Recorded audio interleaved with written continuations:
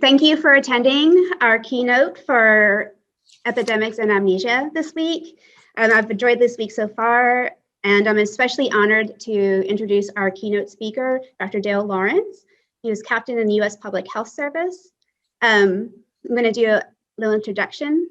For 200 years, Dr. Dale Lawrence's heritage can be traced mostly to East Tennessee through his mother and Kentucky through his father. Can you hear me okay? Yes. Okay, good. His family ties to Tennessee Wesleyan began approximately 160 years ago. His grandfather, Samuel Richard Smalley of Roane County, attended a TWU predecessor, Grant University, for at least one academic year, probably about 1880. The university's rigorous academic, ethical, and social education in Athens was the highlight of his youth. It strengthened his character and established him as a pillar of his community. Not surprisingly, then, in the academic year 1918 to 1919, he provided the means for his daughter, Edith Vivian Smalley, to attend. Tragically, the pandemic of influenza swept through the campus in the Athens community. At age 17, she returned to rest in a Roane County cemetery, remembered by her family for decades. Indeed, Dr. Lawrence's younger sister, Dr. Vivian Lawrence, was given Edith's middle name. Dale's career in medicine began with an excellent education through the Cincinnati public school system and the university there. He was accepted at Duke University School of Medicine, from which he graduated in 1969. At Duke, based on his family's experience with acute or chronic illnesses, he considered a career in medical research and public health. Duke encouraged his electives for training in genetics, metabolic diseases, psychiatry, tropical medicine, missionary medicine, epidemiology, and Spanish, useful in his later work. His postgraduate clinical training for his boards in internal medicine and infectious diseases took place at the University of Texas Health Sciences Center in San Antonio, Texas, and at a nearby major U.S. military medical centers. He then began a career in government service, serving as a medical officer in the U.S. Public Health Services at the Centers for Disease Control and the National Institutes of Health. His first assignment as a CDC Epidemic Intelligence Service Officer in Miami included local disease control and also federal quarantine work with aircraft and cruise ships. He traveled throughout the Caribbean. Newly married to his wife of now almost 50 years, he encouraged her separate goals for anthropological fieldwork among the Kuna Indians living on islands off the coast of Panama. He received her PhD at UNC Chapel Hill in 1977, only a month before the first child was born. After they moved to the Atlantic CDC, Dale then spent 2 months in the Amazon of Brazil in 1976, and then lived 18 months in Oxford, England, as he identified leprosy-associated genetic susceptibility of Amazonian Indians. The CDC planned to create a lab in Atlanta to support epidemic investigations to understand how certain human polymorphic genetic traits result in such a wide variety of acute and chronic outcomes after exposure to specific infectious agents. At CDC, studies began on tuberculosis, polio, and other diseases. Then the CDC also engaged him for several years of influenza vaccine research.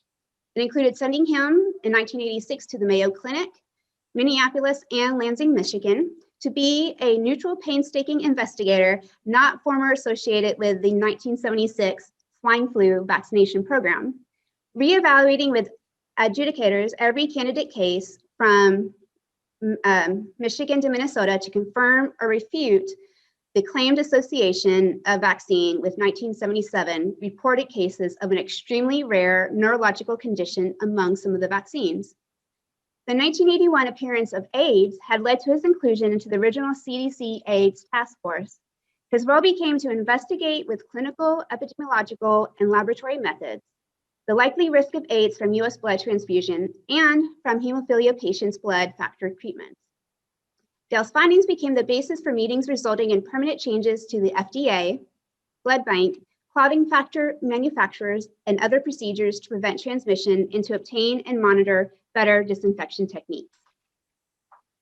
Supplied with his and other colleagues' data collected on blood transfusion AIDS, he proposed the now accepted, but then revolutionary concept that the incubation period of AIDS could be 10 years or more.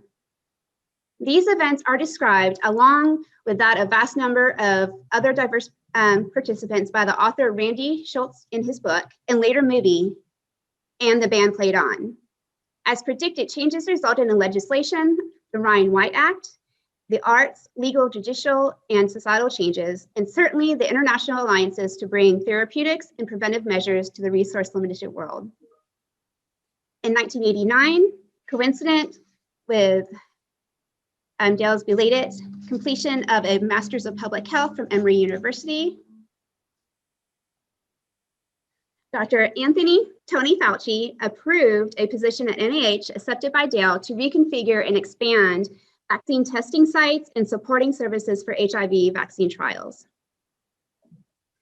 As the first full-time HIV vaccine dedicated US federal position, Dale participated over 5 years in the establishment and international expansion of the immense network for carefully supervised testing of HIV vaccines produced by pharmaceutical companies. His work took him to many capitals of Europe, the Caribbean, and the Americas, Africa, and Asia. In 2020, these networks were available for sudden expansion for testing SARS-CoV-2 candidate vaccines. In consequence of these lifetime endeavors, Dale was elected to fellowship in many professional societies, received intermittent academic or service appointments, such as an adjunct professor at the University of Miami Department of Public Health and Epidemiology, visiting scholar at the University of Oxford Department of Biochemistry and Genetics Unit, visiting fellow at the Harvard Institute of Health Research, and consultant at Walter Reed Army Medical Center. He has coordinated international meetings attended by hundreds of US and international participants, edited the resulting proceedings, published over 60 peer-reviewed articles, including the Proceedings of the National Academy of Sciences, USA. Regrettably, it was the suffering of others whose plight established a need for his and others' endeavors to challenge the status quo. From these efforts, numerous civilian CDC, NIH, and United States Public Health Service awards were confirmed. Throughout these decades, he remembered the people whose brief or long assistance in great or small ways reflected their trust in him. In response, he has mentored and encouraged many toward their first major publication in gratitude for their work and his faith in their future contributions to humanity. Lastly, but most importantly, over his lifetime, Dale has had the love of his family, including his sister Vivian Lawrence, Doctor of Veterinary Medicine, and for more than 50 years, the unwavering support of his wife, Trudy Lowenbach Lawrence, PhD, homemaker, and their 2 children. With that, I am honored to introduce Dr. Dale Lawrence, our keynote speaker. Thank you, Dr. Lawrence. Thank you very much. I'm honored to be here, and especially if it enables me to further encourage the progress and indeed the exciting potentials that this symposium demonstrates that Tennessee Wesleyan can offer to the region and even wider.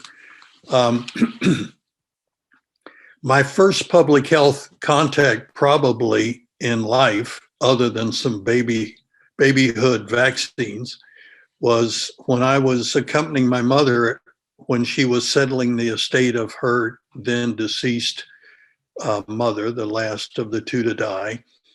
And she was in Roane County, and I stayed in a wooden frame house with no electricity, no running indoor water or plumbing. So in that, for me, wonderful environment of playfulness with other kids in that rural area and on the dirt of the front yard, I came in contact with a stray dog, and we didn't know anything about it. And something must have worried my mother when she found out I had been licked or maybe otherwise nipped by the dog. So I was summarily taken to the Roane County Health Department, where she was furnished. Well, first I was injected with anti-rabies treatment, and then as she made her way home with me back to Cincinnati, I got a series of shots. So when I've told this story that in those days, the rabies vaccination was made from rabbit brain tissue, brain tissue before the virus is inactivated. People have felt they now understood maybe some of my oddities. In any case, I was pleased to have a heritage of Tennessee and Kentucky. And I hope that maybe now or in future viewings of this, there will be others from your region who participate from that broad area of Appalachia. We in Cincinnati, who came from Tennessee and Kentucky, were pretty much considered immigrants to the civilized world, even if we brought music and other talents. But Vivian and I remember well the communities we grew up in and went to school in. And those gave us a deep rooting in what we would need to understand about the world as we grew up. Now, I thank you for this very useful launching pad for maybe some comments I'd like to share during the limited time we have today. And in many ways, the points I want to make is that what gets captured on a telescopic, condensed description of one's life is what I say, or have recently called, the what of my accomplishments, or at least my professional accomplishments. Rather, it's important to others, including students who may be watching and mid-career people who may be watching, be they faculty, staff, or others, to realize that how things unfold is more important than what's actually listed on some final life look back. In fact, how they occurred and why they occurred is far more helpful to them, and particularly students as they start out, than the what. So I thought I would maybe take that, I'm looking for my copy of that bibliographic sketch. I might take that and just drop into a few points that you've mentioned, perhaps not even in the order they're there chronologically. I went to the University of Cincinnati because I had no other financial choice, but it was an excellent university. And when I reached senior year in high school and had been really a fairly lackluster student, but exposed to an excellent education, I was in trouble. And a janitor who was cleaning up the rental church facilities where we were having Sunday services at that time, I knew, and my sister Vivian knew, because he was the janitor at our elementary school. So now 6 years later, I'm talking to him and he said, "Where are you going to school?" And I said, "I guess the University of Cincinnati. I was accepted at Vanderbilt, but I don't have the money and they didn't offer a scholarship." So he said, "Well, let me see if I can help." He connected me with a woman who was a PhD psychologist, a real rarity in the Cincinnati public school system, Dr. Vera Edwards. And she met with me after school one day as a courtesy. She then looked at my grades as they were starting to improve, and I was offered the opportunity to meet with a next step person. That person was head of a scholarship program. From that scholarship interview, I was awarded at graduation with a General Motors scholarship at the University of Cincinnati. That set everything in motion because now I got to meet the dean and the president, and I got a part-time summer job as a clerk in the dean's office, and that made it possible for me to get all of his wisdom as he shared it and so on.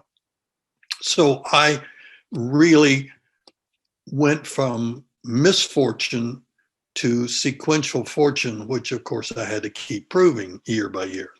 So when I got to Duke Medical School, and not long thereafter met my wife, future wife, I realized that I wanted from my life experience to make changes in the way medicine was delivered, or the attitudes with which it was delivered, or the way it was funded.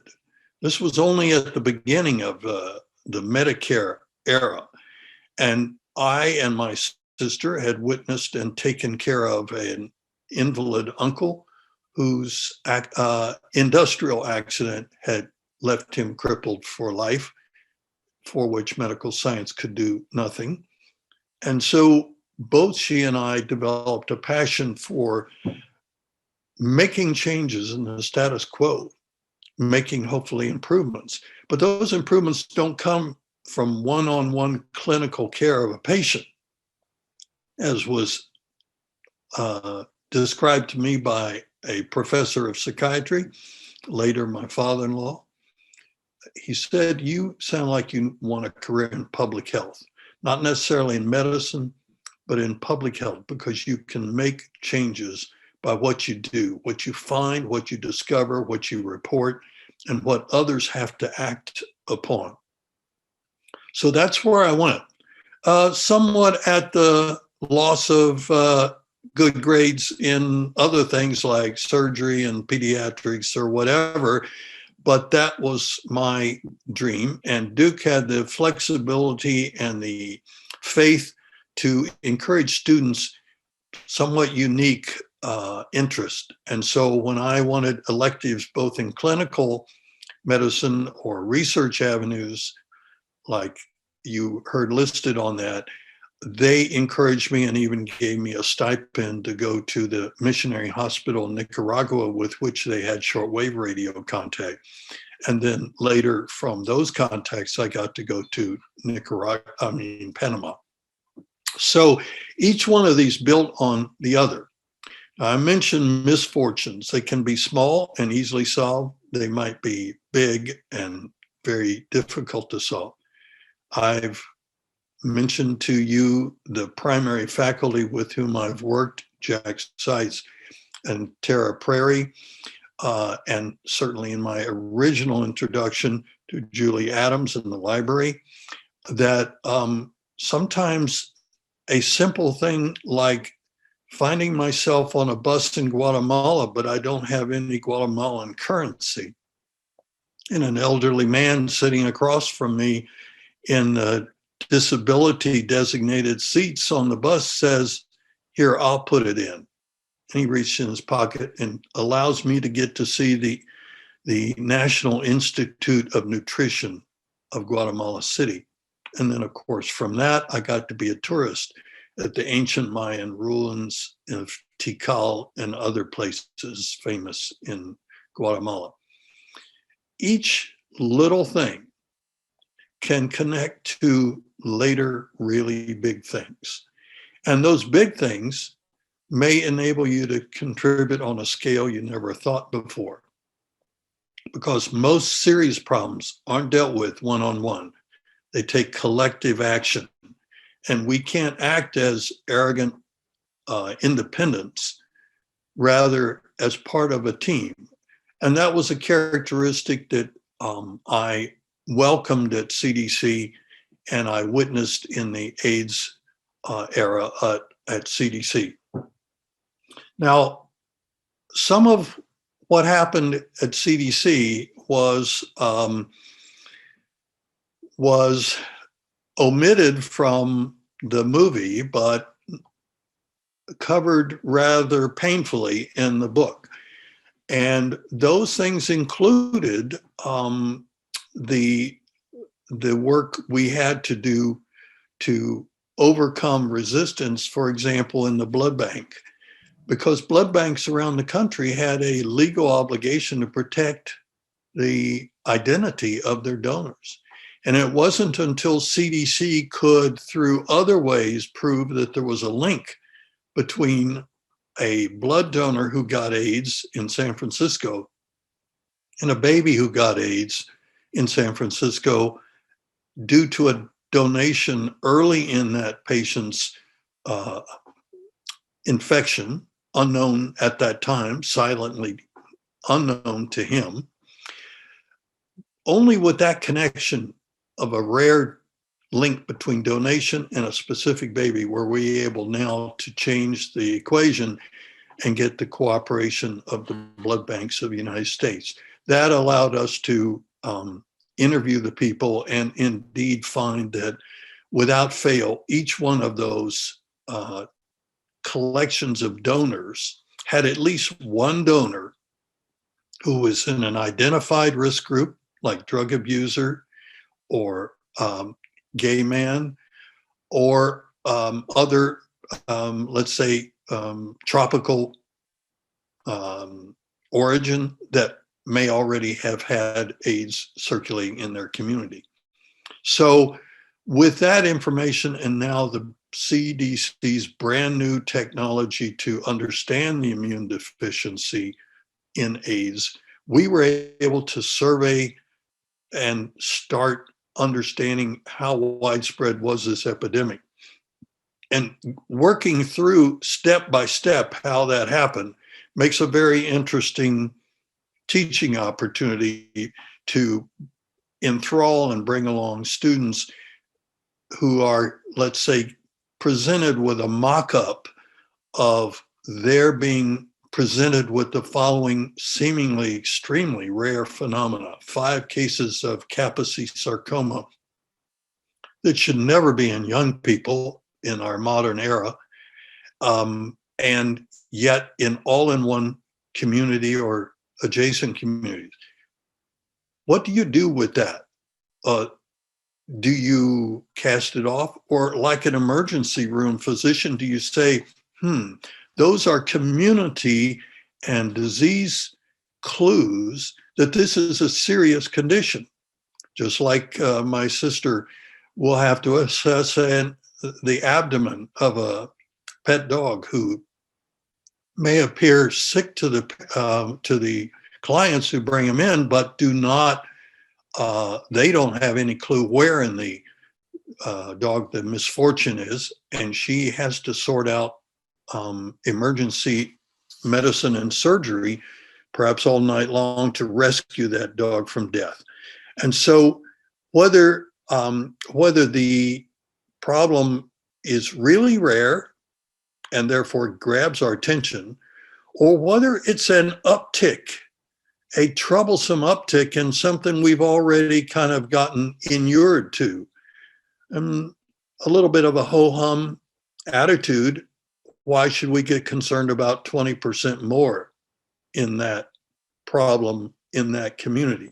So you're serving in epidemiology and disease control as the emergency room staff for a community or a state or a nation. You have to take action, and you have to be committed to gathering all necessary information to support what you may conclude. And as I won't be able to go into here, there are a variety of stepwise procedures that certainly begin with going out and getting information, not simply sitting at a desk and waiting for people to tell you. Go see the report, the person who reported this. Go see the microbiology lab. Go visit the hospital where the patients are. Of course, introduce yourself and ask permission from the hospital administrator or chief physician. You don't just barge into a state or a county or a medical institution without presenting your credentials and your sincerity. So the way one approaches an epidemic, as is taught in Tara's course, is really crucial. And there are many twists and turns in that. And over the last few decades, many techniques have now evolved to create a new analytical or other approaches. Now, one of the things I mentioned to Tara on an earlier personal chat was that I feel that the most unique contribution I had was the realization that AIDS was a 10-year or more average incubation period. And that occurred based on the fact that I was seeing transfusion cases that had been transfused, say in 1979 or 80 or 81, giving us a clue that AIDS was circulating in America well before the first cluster of cases in 81 and then 82 were recognized. Those transfusion dates for people who had no other risk category but got blood they didn't realize was from an infected person. Those transfusion dates seemed relatively recent, like 79, 80, 81, 82, and I'm investigating them and along with colleagues at CDC, like Dr. Harry Haverkos and Dr. Harold Jaffe. I'm investigating those and capturing the data of transfusion and the data of diagnosis. I realize, thanks to a course I was taking on my own dime at Emory University School of Public Health, that epidemiology was trying to tell me that I had data that was time censored, meaning you're only seeing what's happened up to today. You don't know that what you're seeing today is typical. Overnight, I had a eureka moment. I rushed to Emory University the next day. They steered me to newly hired mathematical modelers at CDC, one of whom I knew. He could barely speak English because of his recent immigration from Taiwan, but I already knew him to be a outstanding mathematician and modeler. Well, he took my data, he heard my story, and he went about analyzing it and came back to me in a rush a few weeks later saying, I think you're right. The fact that you only have 1 of 10 people with transfusion AIDS who has a 5-year incubation period, 1 of 10, certainly not anywhere near the median. The modeling says that he is at the lowest end of the probable median of all transfusion AIDS cases as they will unfold. At that point, we were horrified. That meant this epidemic was all over the world and that we had probably millions of infected people in the United States silently transmitting, totally unaware, and benevolently giving blood. So we had to make changes. And Dr. Curran, being an astute administrator and an honest broker, he said, we'll immediately revise our case report form to get blood information and risk exposures going back 5 years, not just 3 as we had been. So there has to be an action connection to the scientific finding that may be based on let's call it an assailable or potentially arguable technique. It took a year before I was able to present that on behalf of my mathematician colleague, Dr. Kung Jong Lu. And when I did, even then, it was considered frightening. But by then we had an HIV virus as the causative agent. That's 1985. And during that time, we had now started using the serologic technique. We had to look at the global span of this disease, national and global, and it was horrifying. One of the people I like to mention in the context of this, and we'll give him a name later, is a man who took the assignment to go to Kinshasa, Zaire, now renamed the Congo, and he took on an extraordinary and dangerous and courageous effort to ascertain what the extent of AIDS was in that part of the world. And as you know, it was devastated by it. So through connections and collaborations and trusting relationships between our team members like Dr. Don Francis and his former mentor at Harvard School of Public Health, helping him learn about feline not human, feline leukemia virus, which prepared Don to recognize this as a retrovirus, and Don's connection to the Pasteur Institute, with whom he'd worked on hemorrhagic fever viruses and Ebola, like Ebola. Those connections kept building our working relationships that would bring in more resources. There were a few people we approached who didn't want to get involved.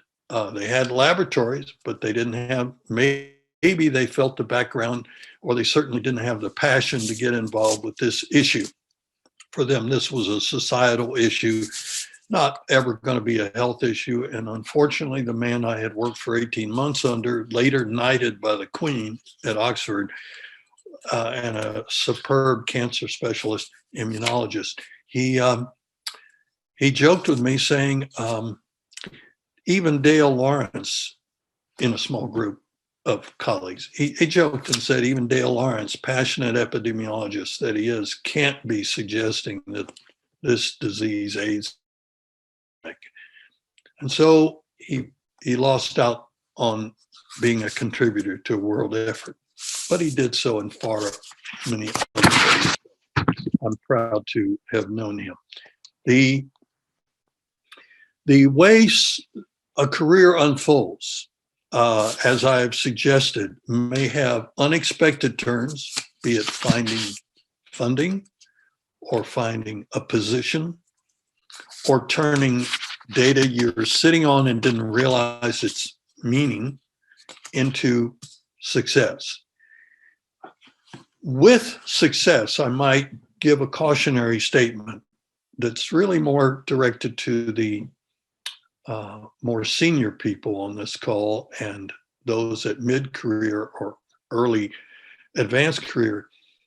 If you're doing something really dramatically outstanding, and finally, after working in obscurity, you begin to get some substantial funding, others will see that and decide they should be your boss or take that over. And inevitably, human nature will cause at least some people to lobby that you should have known earlier, or that you could have been using more efficiently your existing resources, and that really they should be allowed to take charge and reconfigure what happens. That's life. How you deal with that and how you circumvent that and indeed come out with new talents, new avenues of expression is a subject for another talk, and maybe for the more senior people here. But it happened to me, and as I've sometimes counseled others who ask for my guidance, if you're looking for a job because you've come into great difficulty, say politically, where you're working, but you haven't intentionally or even unintentionally offended people, you've been a good worker, all the rules of civility that you believed in, you've practiced, but indeed, that's not how you're being treated, and the system doesn't seem to want to correct it. At that time, you have to recognize realities and you have to look for other jobs. And so when people ask me about that somewhat sheepishly, that they're going to have to leave, I say, look, that's indication that you're doing important work. People don't have those reversals if they've never done anything that drew attention to their endeavors. So if that's a little bit uplifting or faith restoring, I hope so. Now, in the later questions that I think maybe Tara will soon address, which I'm kind of leaping to because of the time constraints, I will bring up some things that fit better, I think, under the three topics that she and Jack proposed for me to at least somewhat take time to address for the benefit of the students, the kind of takeaway message. And might I say that before I go into those and Tara or I describe those questions, I appreciate hearing from many sectors that Dr.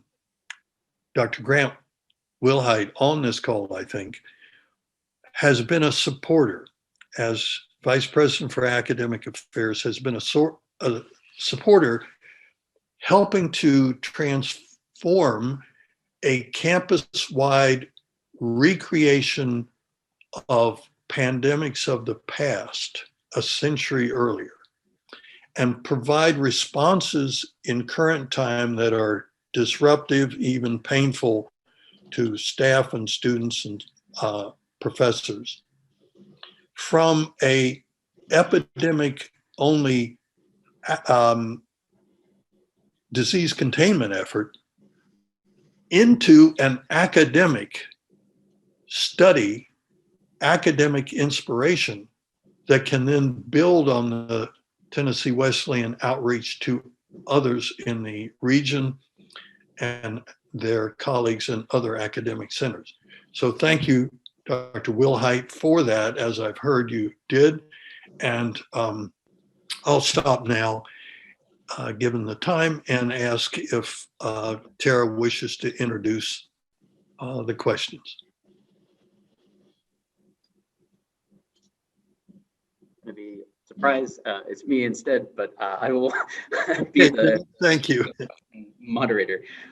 Good to see you this morning. So if people do have questions, if you would simply type those in the chat, so we can keep, you can start typing them right now, and so that we can kind of keep them rolling, and we can pull out. If we get too many, we'll just send some choice ones the way of Dr. Lawrence, and I will give you a chance to think about your questions and start putting them in the box, and kick things off with this question here. So first of all, really appreciate you showing us maybe how the sausage was made in terms of all of this, all these public health efforts and the multiple layers of this that go beyond just typical laboratory work of putting vial A with vial B or whatever the case might be. And I really like the way you brought out how this is a mix for you of what we might call soft skills of introducing yourselves to people, right, and getting permissions and dealing with relationships at hospitals, and also sort of what we might consider hard science. And I think we can make too much of that, but it is interesting to see how you've kind of blended those two. And I was curious if you had some just general thoughts on this tension that you seem to navigate between expertise, right, which is certainly part of public health and science, and also maybe, if I can use the word, a generalist. You seem to have a kind of a generalist interest in showing and finding those kind of connections. And I was curious if you could talk about how you think maybe the training today of up and coming medical specialists, whether they're doctors or nurses or laboratory researchers, what things you might think we're doing well, say in the US context, and what things you would maybe like to see better that would help kind of allow more people to combine these two, generalist and specialist, like respecting the expertise, but also recognizing maybe its limits. Yes. I'll try to just pick a few. I was taught in a medical center, as was traditional then, to take a good medical history. A good medical history, an ideal medical history from the patient, would help understand the social environment in which the patient works.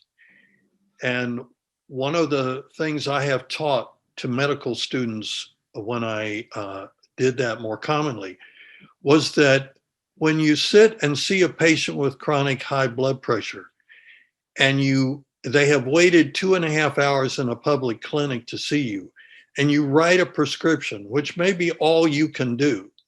Perhaps you can refer them to social services or some form of economic help.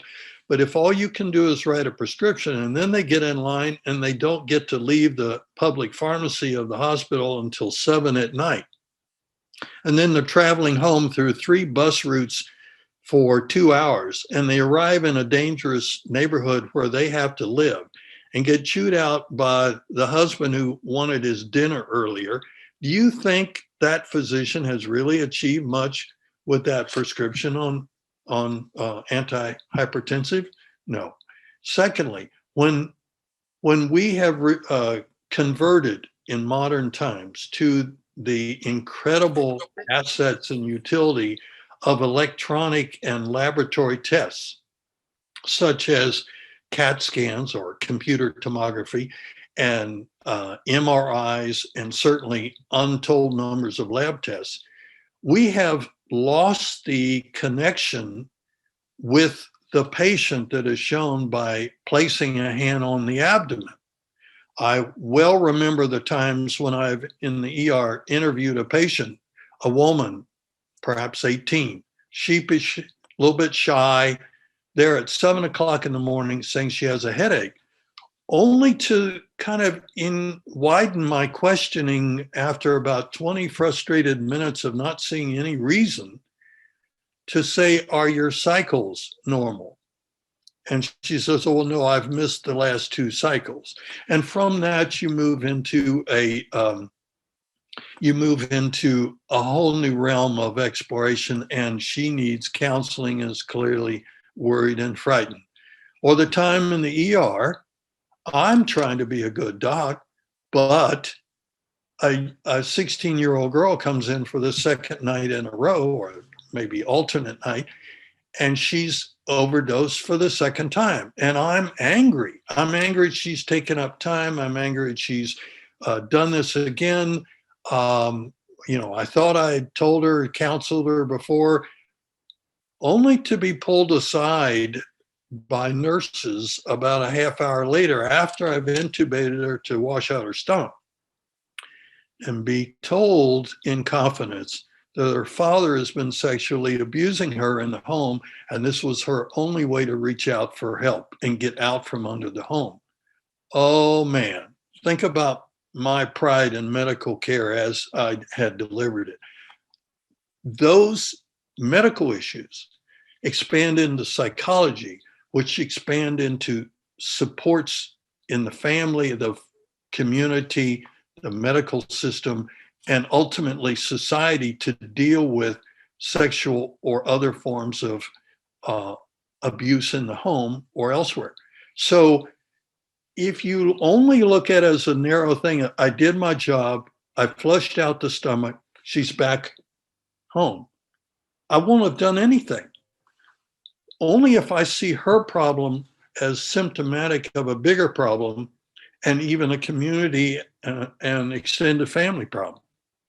I'm just pulling these out of my memory. So yes, there's a whole social dimension to and societal dimension to any clinical case.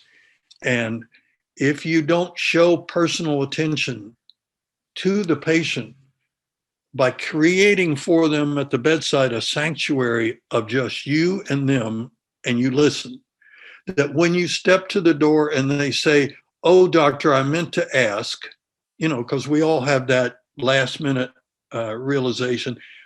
And the doctor doesn't just stand at the door turning his head halfway out, having put the chart away. When he stops, turns around, comes back, and sits back in that chair he was in only 5 minutes earlier.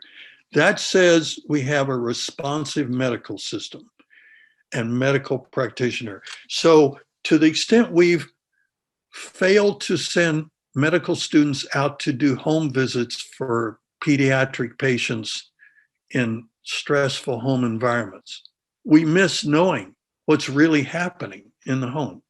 We're making a periscope diagnosis, and society is where those changes have to occur. Public health, Public health is the mode. Sorry, preaching here to the choir. That was a really, yeah. Maybe this is your Appalachian roots, but I love the way that you always have a story. Appalachians are great storytellers, and I love how you always have a little vignette that really just encapsulates these really big I'm and proud of complicated those roots. ideas. Thank you. Yeah, I think that there's definitely something there. I don't see any questions in the chat, so I'm going to just go ahead and ask one other question that I had a conversation with someone else, and they kind of told them about this event, and they had said that this is something that they would ask if they were able to take part. Unfortunately, they couldn't. Their question, and mine too, is what would you say to right now the vaccines are coming out for COVID. And people are very excited about this, not least of all me. And there's a lot of sort of, banners, people posting on social media, thank you, science, thank you, Moderna or whatever, these sort of big impersonal ideas or organizations, if you will. What do you think that is important for people to actually see that goes into that? I mean, because on the when we get the vaccine or when we hear about someone getting the vaccine, that's sort of all we see. And we've just been waiting for a year while something's been happening in that black box or behind the curtain. So what do you think that is important for the public to know about what actually goes into something as complicated as the vaccine and also the outreach around it? Well, thank you. I've spent a total of over 25 years active work with the federal government in vaccines in different ways. And I may bring up one of those in the context of questions that may arise specifically about the current COVID vaccines. But it's extremely important that people have an excellent education in the arts and sciences, starting, with elementary school and then high school, et cetera, middle and high school. And in every possible way, advanced education, either for vocational or academic purposes. The education in some form of science, some form, maybe multiple forms, chemistry, physics, etc., ecological studies, is necessary to become a believer. Without a believer in the reality of this immense field, if you can stay isolated from it and never have to take a course and never exposed to the real life, conscientious, intelligent people who are teaching it or practicing their science, you won't have a sense of the truthfulness of the accumulated knowledge we have and the checks and balances that go into performing that science. Now, those checks and balances get better every year. In 1925, approximately, there was not a strong FDA. And the FDA was strengthened as a result of a tragedy that started in Bristol, Tennessee, Virginia. That was a pharmaceutical lab that had an excellent cough syrup that was prescribed around the country, made up with polyethylene glycol as a accessory chemical in there. When they changed that without having to go to any FDA, they changed it to diethylene glycol, which, hey, sounds simpler. They caused deaths around the United States. And that was a scramble to save the nation and pull back medications. And it's a tribute to the public health spirit of FDA, physicians, and others around the nation in rural or urban areas. But that caused Congress to strengthen the FDA. So the FDA put into effect many different techniques to inspect the potential readiness of production facilities, to inspect them as they start, to set standards that they must adhere to have oversight of those operations, be they pharmaceuticals in the United States or produced in India or elsewhere. So those FDA procedures, immensely strengthened from the still in effect 1925 response, have given the nation a protective shield against aberrant, spur of the moment, untested, perhaps entrepreneurial efforts. Now, CDC was created to deal with epidemics as they arose in the United States. In fact, the funding for that came because the US was frightened in the beginning of the Cold War that there would be biological warfare practiced by our adversaries, and that we had to be ready to work with states and local health departments and physicians to recognize that and quickly respond. Well, it turned out, fortunately, that's not been the case, but the establishment of the CDC Epidemic Intelligence Service and all of the supporting labs and administration and press offices and so on were an incredible preparation for each and every outbreak, be it a failure of the original Salk vaccine to be fully disinfected or inactivated, or a outbreak of tampon-associated toxic shock syndrome, or outbreaks that you know much about that have continued to this day. So those techniques are important, but the laboratory qualifications to test products, to submit data to FDA, to make products that are pure, reproducible, free of contaminants, and do what they promise to do, has been a way to establish credibility at multiple overlapping layers in the government. Now, I didn't know what I'm talking about now, a mere 25 or so years ago, when I moved into vaccine work.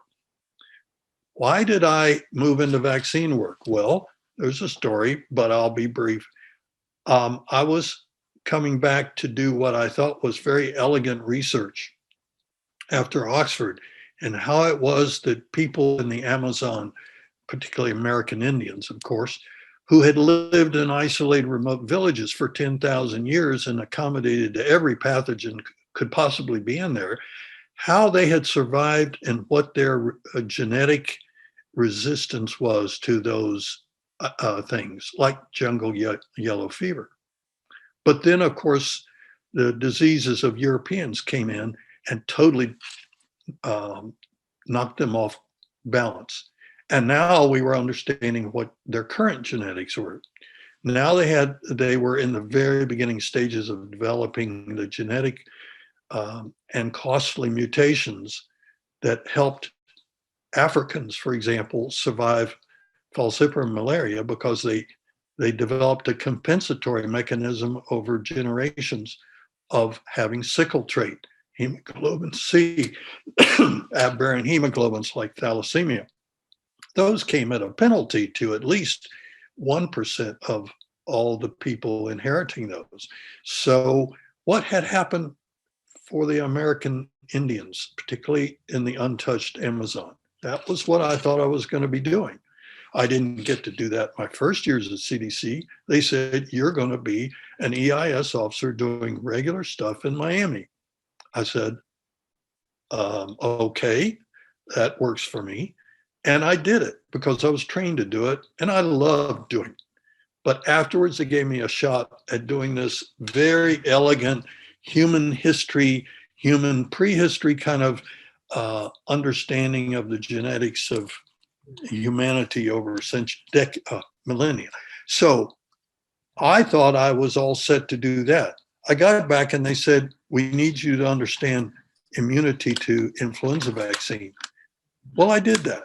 And I discovered there was a new way to, with a statistician, I discovered there was a new way to analyze antibody responses to vaccines to predict what the maximum antibody you'll ever be able to achieve in that person, even if you vaccinate them a dozen times.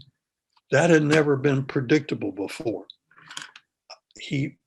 I urged him to be the first author of that publication. I think he had never published before. I've done that many times to have people with extraordinary talents who bring that to a problem I've identified and they publish it. So that Proceedings of the National Academy of Science was published by Dr. Kong Jong Lu. I'm second author. Now, we have over the years of tackling the needs for vaccines, we've done at CDC and elsewhere what we considered heroic actions to develop new vaccines or encourage the development. We didn't produce them, but we tested them and we decided who should get them, what age group, without what complications, et cetera. CDC developed, as many of you with historical background know, in 1976, a massive national program to prevent us from repeating the 1918-1919 outbreak. That program was to develop what we called the swine flu vaccine that, like 1917 and 18, had attacked Army base in Fort Dix, New Jersey, and now promised to spread to the general population, just like 1918-19. A courageous and farsighted supporter of CDC programs, a commissioned officer in public health service, Dr. David Sensor, a mentor I'm pleased to say of mine. He created the National Swine Flu Vaccine Program of that year, 1976. Unfortunately, well, fortunately for society, there wasn't an outbreak. We don't know why. But unfortunately for the American society, who, like myself, participated in receiving as adults the vaccine caused a serious, tragic neurologic condition with often permanent sequela, if not death, to about 2 in a million people. Now, that experience led to investigations of the CDC, and it led to $2 billion in settlement money the government had to make, much as we may see in the future on these COVID vaccines. That was very contentious.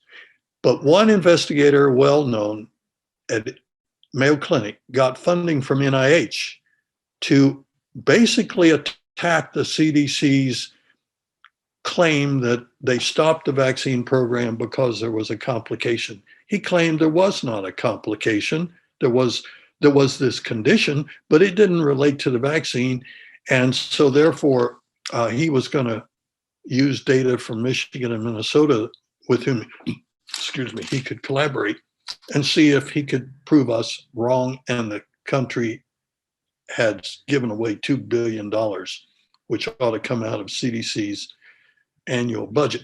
Well, CDC needed somebody to work on that with this brilliant but stubborn guy.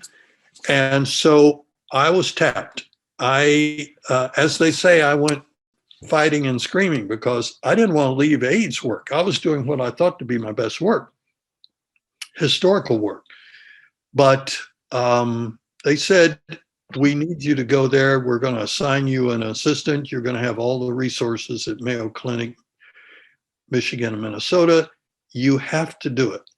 I said, but I'm actually actively thinking of taking a position transferring to the US military to do public health and preventive medicine. They said, well, when you have to do that, okay, but in the meantime, you're going to have to do this. Well, I said goodbye to my family, and off and on for 2 years, I had to be there. That sounds very terrible. it was inconvenient for my hardworking spouse and children. But through that, professionally, I met Mike Osterholm, Dr. Osterholm, the brilliant epidemiologist that you see on the news quite often, many nights of the week about COVID. I co-authored 2 papers with him. I established credibility with the Mayo Clinic and others, and the coherent final results of that paper were signed off by our critic at Mayo Clinic, because he saw that we had been totally transparent, working side by side with him and the others necessary, and the adjudication council of gurus in neurology, some of whom I later worked with at NIH. He trusted that what we had done was honest and nitpicking. And so that was published first authored by my junior colleague who became the state health officer for Nebraska.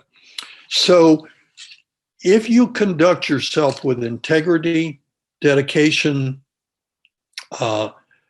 unassailable rigor, and cooperative spirit, you can build trusting relationships that can guide you through subsequent years. Many of the people I worked with in that period have gone on to be far, far greater professionals in our related field than I ever did or will.